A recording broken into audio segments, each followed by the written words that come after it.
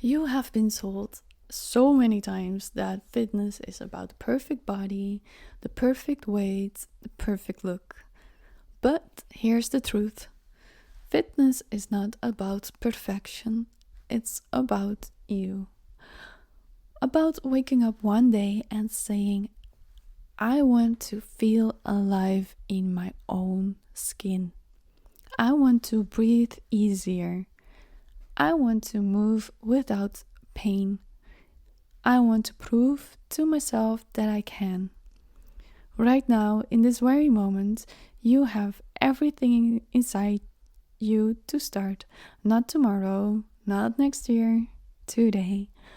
Because the hardest step isn't the workout itself, it's deciding that you deserve this, and you do. But before you lace up your shoes, you need to know your why. Not a shallow, I want to lose weight or I want to look good on the beach. Those fade away. Your why has to be fierce. It has to come from deep inside you, so that when you feel very tired, when your life gets hard, when excuses feel heavier than the weights on your bar, you can return to that fire inside you and keep moving, keep reminding yourself why you started this. You ever heard of Joe Wick's transformations? There was a father of two who worked 60 hours a week, exhausted every night, eating takeout just to survive the schedule.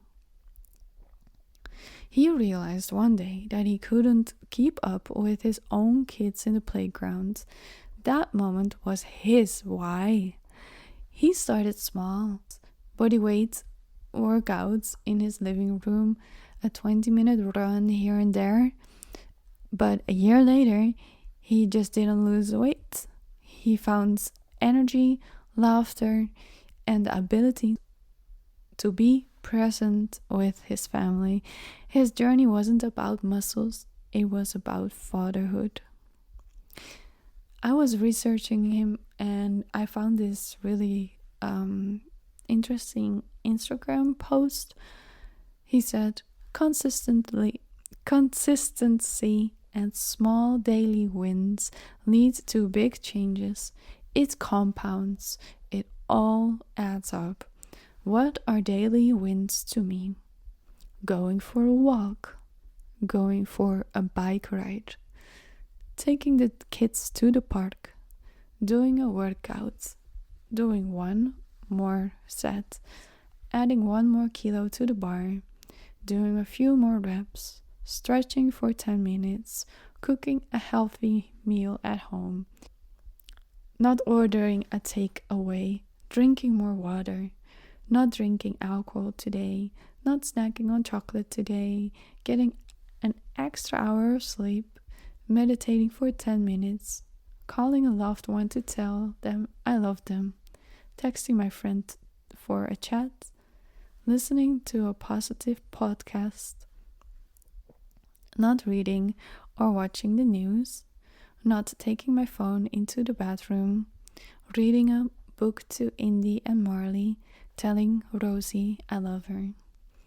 I wish I had all of these little wins every day, but I never ever do.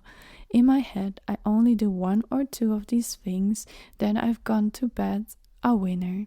You're not a superhuman and you can't be perfect every day, but imagine if you just got 1 small win a day, 28 wins a month, 365 wins a year. That adds up. That's meaningful. So keep things simple. Be kind to yourself with even the smallest wins and acknowledge your progress regardless of how small it may seem. And honestly, I think many of us trip over exactly this. We often find newfound inspiration to work out, but we are too hard on ourselves. We do not celebrate the small little wins. We do overtrain ourselves and we overtrain our programs and we burn ourselves out so quickly, and we take too much hay on our fork when we all begin to work out. Doesn't it sound so familiar? It sounds very familiar to me. There's another story I want to tell you. It's the woman who beat her own reflection. There was a woman who avoided mirrors because she didn't like who she saw. But instead of punishing herself in the gym, she found joy in movement again. Through Zumba and classes and swimming, she stopped obsessing over calories and started celebrating her strength. Her why wasn't about looking good for others. It was about finally loving herself enough to dance again, to smile again, to walk in any room and feel confident.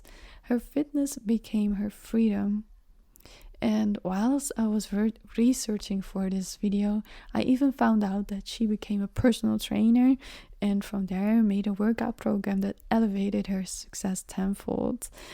After launching that workout program, she took it even a step further and launched Sweat, a fitness app offering a variety of programs made by Kayla and many fitness experts.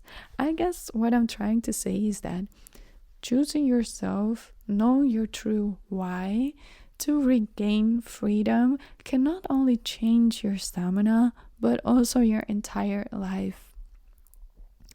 Fitness doesn't mean you have to live inside a gym and lift heavy weights. Fitness can be a salsa class, swimming laps, cycling in the park, yoga in your living room, or even playing tag with your kids.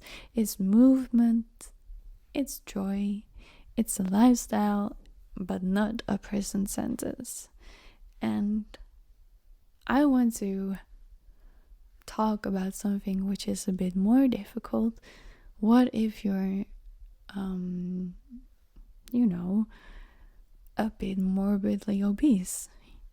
I see you. I know you've been told to push harder, to go all out, to hit the highest heart rate zones there are, like in zone 5 when it's all red in the heart rate zone, but it's not feasible to do so. You should never get into the highest heart rate zones there is when you're all exhausted and you push your own body. And after that, you have tried and it left you in pain, humiliated, and maybe even traumatized. That, my sweet listener, was overtraining, not failure. Overtraining happens when you push your body harder than it ever can recover from. Instead of getting stronger and fitter, your body starts breaking down. Common signs are constant fatigue, trouble sleeping, irritability, frequent injuries, weaker performance, and sometimes depression. It's not just about doing too much exercise. It's about not giving your body enough rest, sleep, or proper nutrition to recover. I will make a dedicated video to overtraining later in the future for the ones who are chronically ill or who survived cancer and want to regain their lives. But for now, I want you to know the following. You don't need to suffer to get results. In fact, the best way to start is in the lower heart rate zones. Walking for an hour, a gentle yoga class, or a 45-minute bike ride a couple of times a week. Slowly, your stamina grows. Slowly, you begin to smile while moving. And that is a victory. You deserve workouts that feel fun, that respect your body, and that rebuilds your confidence. Maybe it's in the dancing salsa once a week or training with your kid at the playground.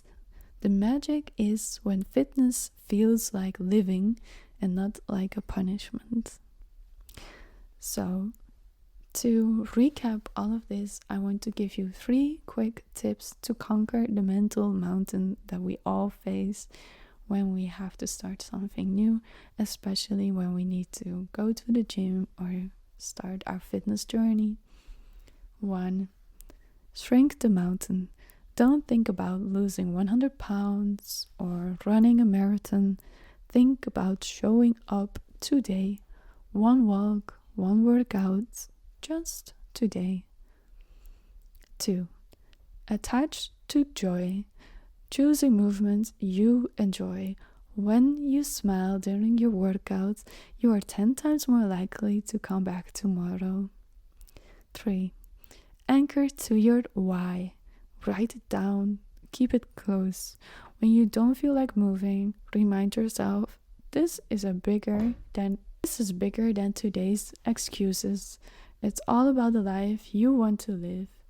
I urge you to sit down and truly reflect on this one. It has to be yours. It has to be strong and fierce. Fitness is not about punishment. It's about freedom. Freedom to move, to breathe, to love, to live the life you deserve. And it all starts the moment you say, today is the day, not tomorrow, not someday, today. If you have any questions about this video, please leave a comment or chat with us in the Telegram community. Find the link in the description. And we will talk until everything is clear and you are ready to choose for your own happiness and health. So, reflect on what is joyful, what a joyful workout is for you, what is your why, and then no more excuses. Go and work out. Take care of your heart, sweet, gentle soul. Until the next one.